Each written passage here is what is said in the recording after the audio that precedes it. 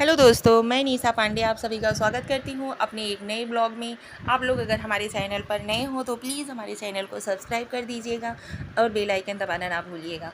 आज है हमारी एनिवर्सरी, शादी की सालगिरह, और हम लोग एनिवर्सरी सेलिब्रेट करने पहुँचे माँ विंध्यवासिनी के दरबार में, क्योंकि ये हमारी सासू माँ का ऑर्डर था। और सासू माँ का ऑर्डर सर आँखों पर, मम्मी कुछ भी कहे और उसे हम लोग ना करें, ऐसा तो कभी हो ही नहीं सकता।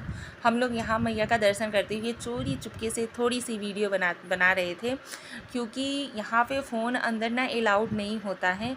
लेकिन फिर भी मैंने थोड़ा सा वीडियो कैप्चर किया आप लोगों के लिए, और सब लोग मना कर रहे थे, इसकी वजह से मुझे मोबाइल बंद करना पड़ा।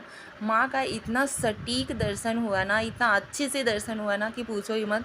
दिल को एकदम सुकून आ गया, दिल एकदम खुश हो गया आज एनिवर्सरी के दिन। और ये है माँ विंध्यवासिनी का सोने का पताका।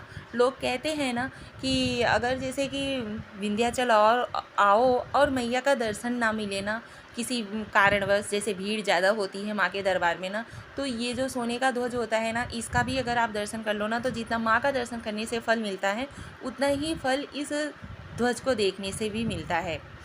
और हाँ दोस्तों, कौन कौन विंध्याचल आया हुआ है और माँ विंध्यवासिनी का दर्शन किया है, आप लोग हमें कमेंट करके बताइएगा ज़रूर। आप लोग प्लीज़ हमें सपोर्ट कीजिएगा। जय माता दी दोस्तों।